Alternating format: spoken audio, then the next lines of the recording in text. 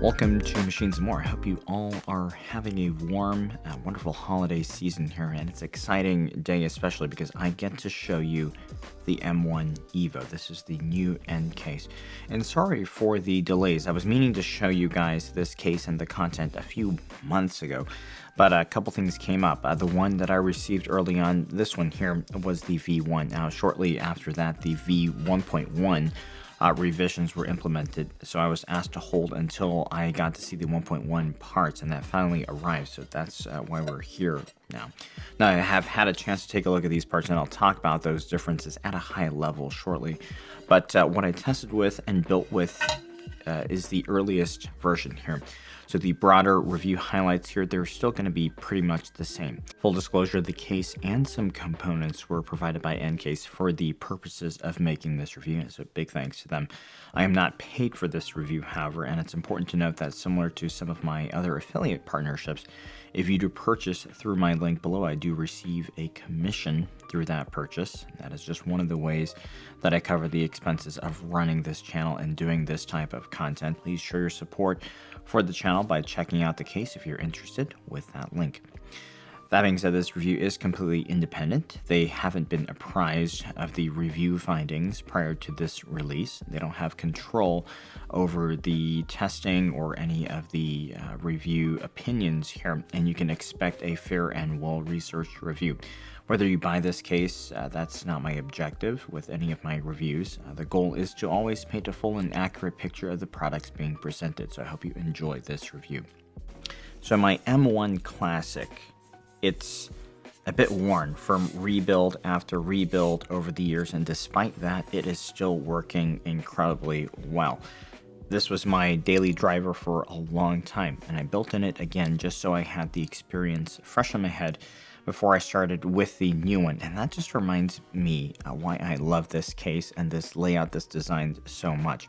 And I'll tell you, as good as this case is, the Evo is better in so many ways. And even though it feels like the dimensions and some of the look and feel of the case has changed a little bit, it really does feel like the M1 evolved here.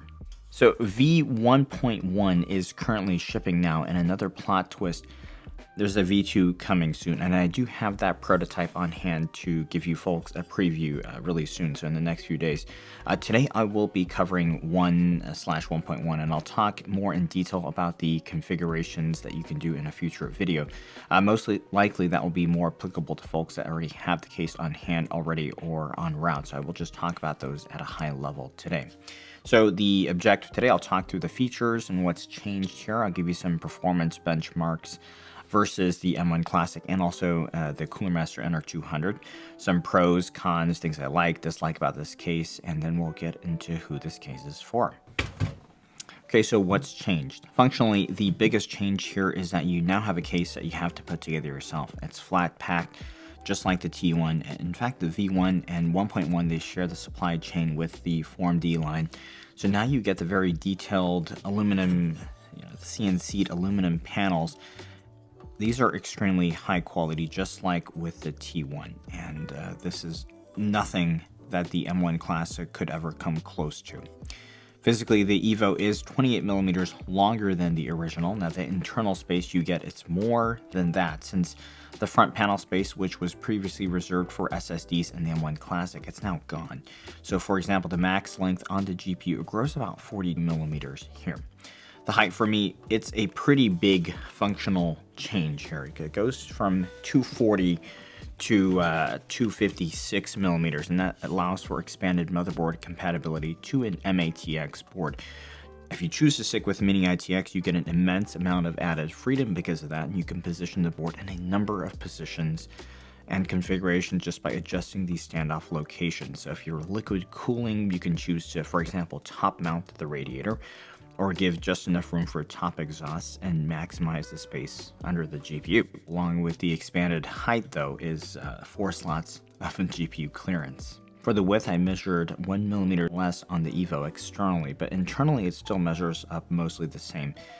One thing is, because of the way the panels close on the Evo, which I'll show you shortly in the overhead, it feels like it's a tad narrower because there's less room or ability, or I guess less bulgeability. I made up that word, but basically you notice a lot sooner when you've overloaded and pushed the limits of the width in the new case. The old ones, there was enough slack in the way the toolless panels clicked in, so they could push out a little bit. You do get the same air cooler compatibility at 135 millimeters, but I think with this case, it seems to be a little bit more focused on the liquid cooling expansion. So you could have two 280 millimeter radiators if you choose and position your components correctly. But I think for most users, it's going to be more that flexibility of that liquid cooling that matters. So let's talk real quick about V1.1 versus V1. Maybe a little bit of a moot point because you can't get V1 anymore, but I just want to show you, especially for V1 users. So this one's the rounded one. So that's going to be a little bit different because I do have the angled one built up already. So I wanted to show you the panels themselves, but hopefully this will be good enough to show you guys. The V1.1 does have a hole cut out for the GPU's slot hanger to insert into, whereas the V1 had a groove that the GPU's hanger slotted into. So one thing to note, that may make inserting the GPU's slot hanger a little bit easier for some users. Now, I didn't have too much of an issue with the GPUs that I tested, but I imagine for some 4090 users with 3-slot protrusions, that might help a lot. Other differences, you have a unibody main panel, and that eliminates the guesswork for users putting this thing together. I think there may be potentially less things to go loose because these verticals are no longer screwed in, but otherwise I think it'll work similarly. With the panels in general, okay, 1.1 is on the left, the 1 is on the right. The smoother finish here with the 1.1. Now, I think it's going to be hard to tell on camera, but it does absolutely feel a little bit smoother. This one, the old one, feels a little bit rougher. Can't sound there. That's a user preference thing. I kind of liked the V1, but I'd imagine that a lot of users may prefer the 1.1 just because it feels a little bit more premium. Do keep in mind that with the slightly smoother finish comes the perhaps added downside of being able to, fingerprints showing up on this finish a little bit easier, and the rougher finish wouldn't have that problem. But just something to note, because if you are ordering right now, you only have this option, so it is what it is. If you're a V1 customer and you want to get the 1.1 rear panel, my understanding is that they're going to make this available to you at no cost. I'm not sure if you have to pay for shipping or not. I'm guessing yes, because that can be quite expensive for the manufacturer. But the tricky thing here is getting the anodizing just right, because the previous, the rest of your case is going to have the old finish. They don't want to give you the new finish and have it not match. That's a tricky thing. So that's in the works. I'll update you guys if there's anything else I hear on that front. So for a little bit more color, I'm going to go ahead and cut over to the overhead and show you how this all plays out with the V1. And then we'll do some performance benchmarks here. All right, so let's get started here with the main panel that houses the motherboard. The V1 has the verticals that you would mount with screws. And as I've showed you already, the 1.1 is a unibody one.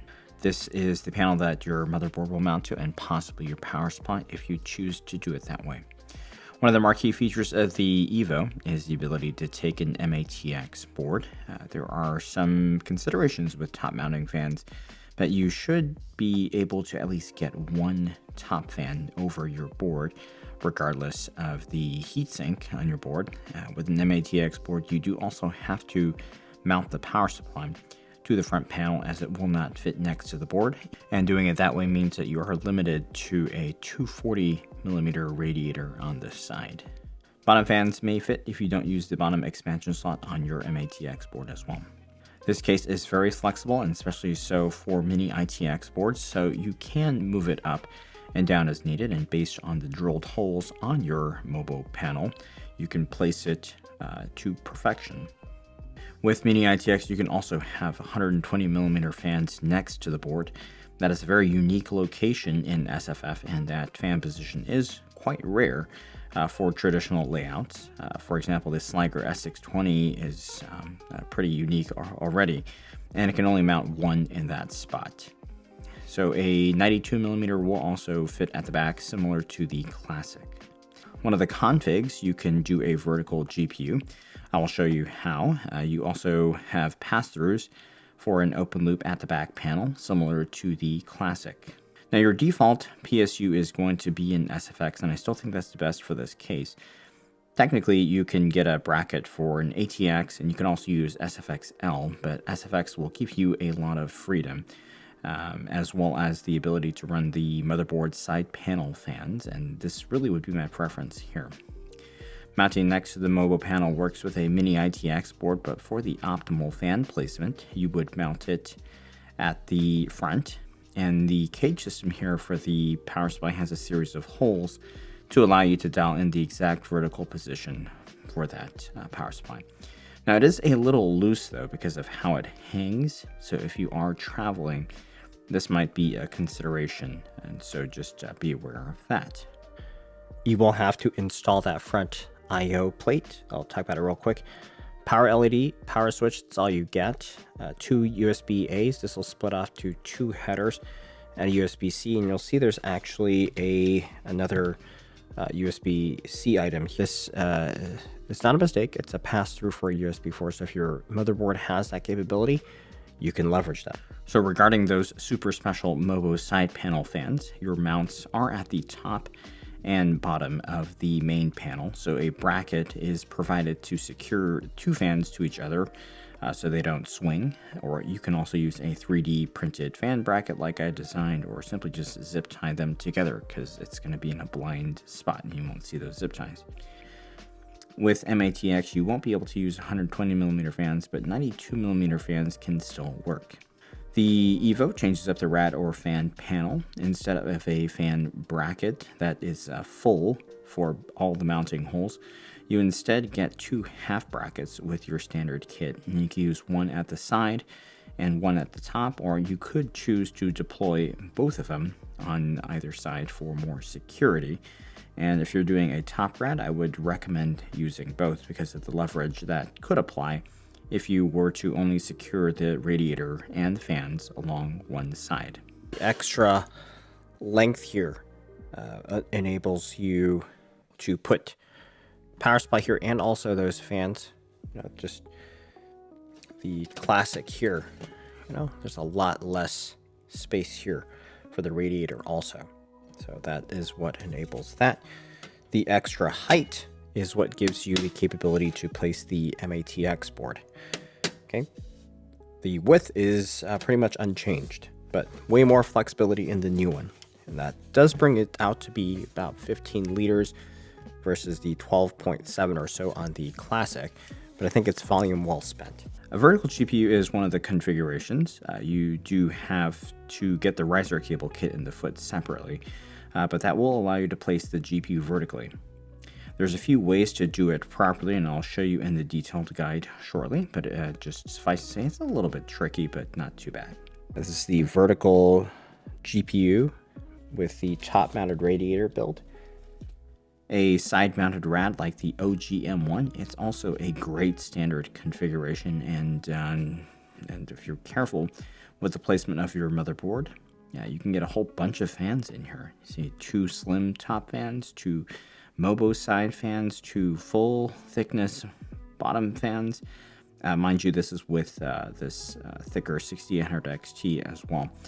Now, going ham on the fans, it doesn't necessarily result in better performance though, and that's something I'll discuss in the detailed configurations video shortly. But the way the GPU slots into the case in the traditional layout is also a bit tricky. It does help to insert the card first, and then reinstall the rear panel onto it, and then screw down the card to the hanger.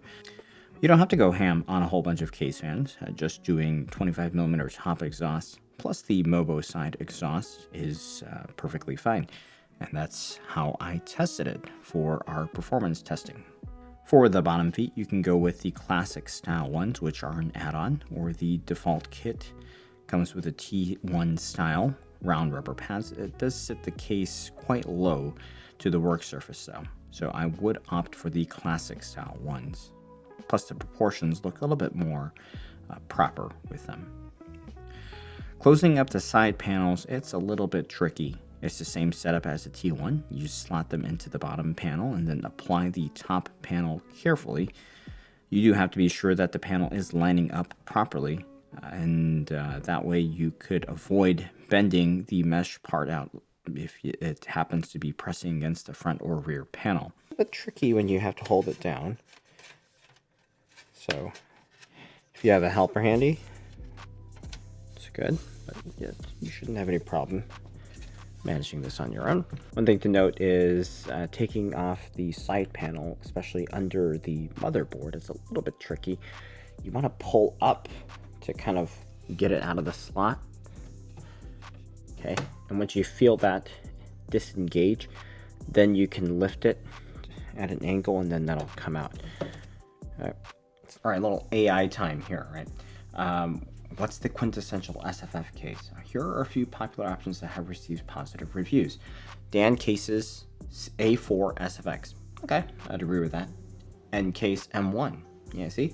Ncase M1 is another popular choice among SFF enthusiasts. It features a versatile interior layout that supports various hardware configurations, including high-end components.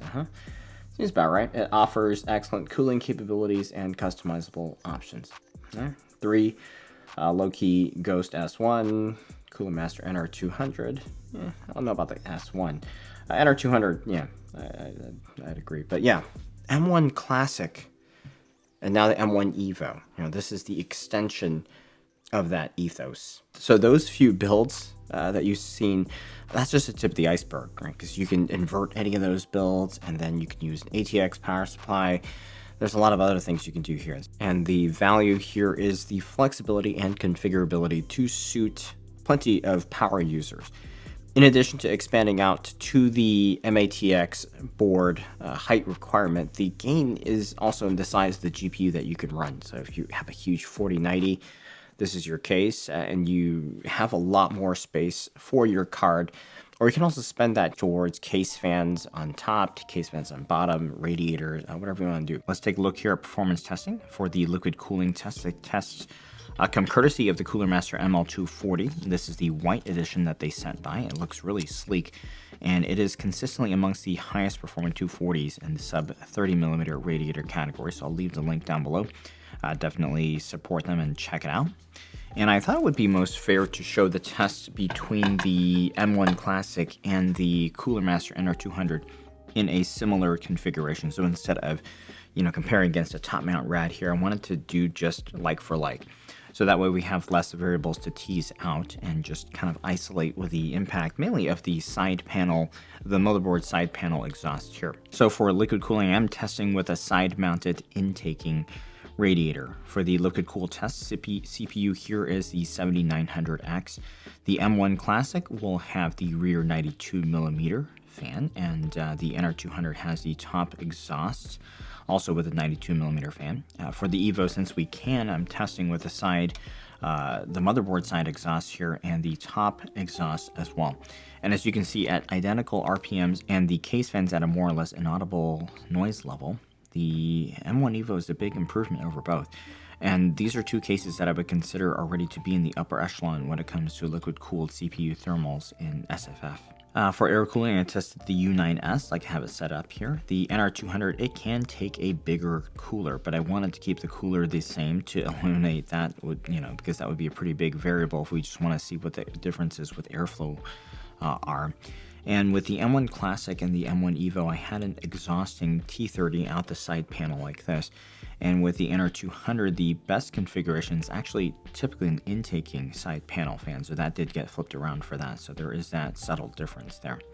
With the M1 Evo, that does have the motherboard side panel exhaust as well. And here we're testing with the 7800X3D, which is much more suitable for something like the U9S. We do have to test a little bit differently since we do have to run it on PBO. So this is just stock PBO without any adjustments, and we'll just look at the boost frequencies that we hit.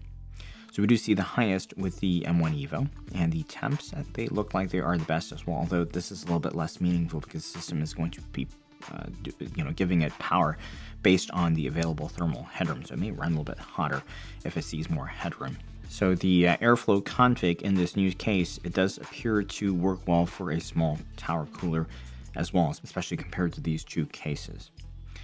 Now, combined thermals, they are important to test as well, since a lot of the size changes with the Evo are geared towards improving the GPU compatibility. Due to the size of this 6800 XT for these tests, I didn't use any bottom fans just to keep everything equal across the board due to the potential to cause interference with cooler's own fans. Now, they can theoretically fit if you crammed some slim ones in there, but they may impact the way the cooler fans work. Due to the size of the 6800 XT, the slim case fans don't work with them in a case like the M1 Classic, and while I could potentially cram some in here for the NR200 or the Evo, I didn't use any bottom fans here just due to the fact that they could cause interference with the cooler's own fans, especially with the right up against them.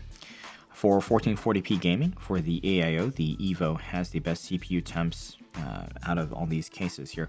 But at least in terms of the position I placed the GPU initially in the Evo for these tests, it ended up trailing even the M1 Classic. But it's important to note here that after doing the liquid cooling tests in this case, I measured an additional 2 positions that I could move the motherboard up and give the GPU a little bit more room underneath. And that actually improved things quite a bit. So if you just take a look here with the U9S's testing, at the same GPU position as the AIO test, the GPU temps are just a little bit better than the M1 Classic. But after I gave it a bit more room to breathe above the bottom panel, and it does show a 4.5 degree swing, which sees it even outperform the NR200 at that point.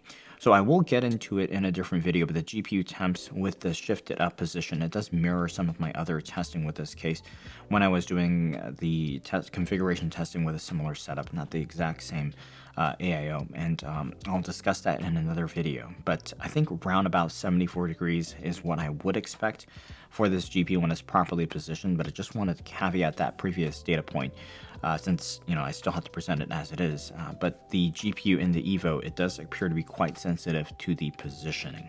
With air cooling, you can expect better GPU thermals in general because when you have intaking radiator fans, that's going to be your makeup air for all the exhaust fans that you have going on in the case. Whereas a rear intaking 92mm tower, it's going to allow the GPU cooler to make up the bulk of the negative pressure that the exhaust fans create. Overall, I'd say it's pretty solid. I think we are in the next level compared to the M1 Classic and the Cooler Master NR200 in terms of liquid-cooled CPU thermals, likely because of these motherboard side panel exhausts.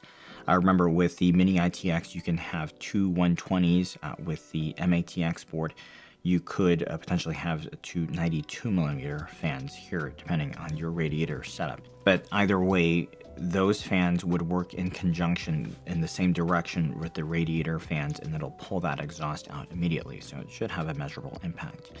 With air cooling, I haven't done a top-down cooler yet, but for the given height that it has with the tower cooler, it performs quite well. And let's not forget, though, that the NR200 does take a much bigger tower cooler, so there is that aspect to it. Pros here are the case. The expanded compatibility of the Evo is key in a world where GPU coolers, they just keep getting bigger and bigger. The reality is, based on the state of current components, the Classic, it was becoming difficult to cater to a cosmopolitan user base. This Gigabyte 6800 XT was just about the biggest card that I could fit in the M1 Classic, and fitting that same card in this case, it just feels like it's a nothing burger, right? M-ATX compatibility is a huge thing. AM5 boards, they're slim pickings in the ITX space, and having the additional and often more cost-effective board choice is very helpful. Also, being able to take a 280 on the side panel, top mount that 280, hybrid GPU with a 240 rad or an AIO rad. So, having all that possibility, it's a big plus, especially if you're like me and doing an open loop. In this case, the amount of customizability and freedom for rad placement will make this case gold for you. Fan locations, well, I think having the freedom to place them where you can and where you need, that's immensely helpful. Next, material quality. If you're a fan of the T1, this shares the same supply chain and the assembly method, right? The way the case panels, they slot in, things go together. It's a shared language. You have clean cut CNC panels, you have these filtered side panels. This is going to be a fairly durable case. So Lian Li did a decent job with making the M1 Classic, but this one just feels more polished, very modern. Is it the perfect case? No. In fact, many of you will lament the larger volume now, but I think that's volume that's well spent on addressing pain points within the previous design. So some points of improvement. The way that user interfaces with the case. I mean, the materials are awesome, but it feels a bit clunky in terms of how it feels when it goes together. What I mean, for example, the optimal way the GPU slots in most cases, the hanger is already there and you don't have to install it after you place the GPU while kind of making sure it doesn't rock, right? Takes a little bit more effort. Getting the side panels on can be a little bit awkward too. On the Classic, you have these toolless panels. You just pop them off and on. When you're installing these, you kind of have to, to hold this in place and then slot this in, and then they can bulge out if something is in the way, leaves a visible gap. The toolless panels, they had a little bit more holding power, if you know what I mean, and just I should say the way I can just yank off panels on the M1 Classic is something that's immensely satisfying. And I miss that on this case, but this is just a different method. Other little things, for example, the way the PSU cage can kind of swing back and forth, it's a little bit unnerving. So this is the radiator panel from the NR200, right? One piece, and the M1 Classic, right? And I really think these are solid designs. And one of the things I don't like as much with the Evo is these half brackets. And sure, they look fine, and I think so far in my testing they work okay. But in the base configuration, until you add on another set of rad or fan brackets, if you want to have a rad on the side and then fans on top, then you have to split those two that you have up. And then when you split it up, you only get half a set of holes, right? It's thick and it feels really solid, but I think this is potentially one of those clunky elements of the case, and I believe most users would prefer a solid side panel like this. Having to use a bracket for the back side case fans, that also, it works, but the UI here, that part feels a little bit clunky. So who is this case for? Well, if you're a fan of the traditional layout, right, and you like a modern set of components, modern compatibility in a boutique case, this would be my go-to choice, with one caveat: you have to be comfortable putting it together. And I don't think you'll want this to be your first time build.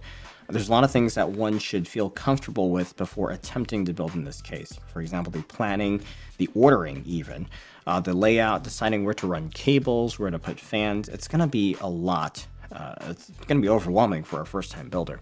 If you're an NR200 user, I think this would be a potentially fantastic upgrade. Yes, it may be a downgrade in some departments, but for those that are looking to downsize a little bit or expand around a specific set of components, the familiar layout here, the improved material quality, this would be out of the NR200's league. Of course, it does cost a little bit more, but what's an upgrade without paying more, right? If you need big or multiple radiators in your case, custom loop, hybrid GPUs, and an AIO, there's really not many other cases in this volume that can do that. And the bulk of the performance enhancements from the Evo will come in that department versus if you're just doing a typical AIO build like I've demonstrated here. Flexibility is also the name of the game here, and it's a really fun case if you just like playing around with placement, having the freedom to do what you like. It's really, really entertaining. Very, very fun. Lastly, if you need an SFF case that supports MATX, what else is there other than something like the Sliger Cerberus or an expanded Meshroom D, right? This case is something special in that department, and it comes out of the box. So the pricing of the case here, the angled front panel, it starts at $215. If you add on the round front panel, it's $10 more. And I think they'll be doing shipping included in the price starting this month, so that's really nice. Given how the price of stuff has just gotten more expensive now versus a few years ago when the M1 Classic was around, plus that you had to pay shipping on top of the price for the M1 Classic, I think this is really priced great. It does add up, though, if you need another fan bracket set, I think that's like $35. You want the classic feet like I have here, I think they're $10. So if you do have a small wish list, it's going to get a little pricey. The vertical GPU kit, I think it's a steal though, since from what I saw, the riser kit with the cable only adds $25. So if you think you might need it, maybe just order those items at the same time. I'd probably also add these feet, because I think the rounded feet like they have on the T1, they're fine. But I think the proportions of this case, it really works a lot better with having the old style M1 Classic feet. Also, make sure you do budget for case fans, since although you don't have to get 6 Noctuas, I'd say you at least want 4 good fans for a build like this. So I would say maybe budget around $250 at a minimum, just to get the case and the add-ons that you think you'll need, that you'll need to order at the same time. So one thing I will say is that if you are at all interested in getting the V1.1, I would do it now, because the V2 is coming very soon. And that is not going to be similar in the width of the case. There's going to be a lot of things that are going to change there. So if what you've seen appeals to you, I'd go ahead and order that sooner than later, because that won't be in production when the V2 goes live. All right, so this is just the beginning of the case content here with the M1 Evo, but I'll say this. I like this case a lot, and I can't wait to show you the V2 and show you some more builds and the configurations, and then some more testing with the V1.1. So I do hope you enjoyed this review. Please like if you did, subscribe if you haven't already. Please use the links down below for the case and for some of the components, and comment if you have a question. Big thanks for watching.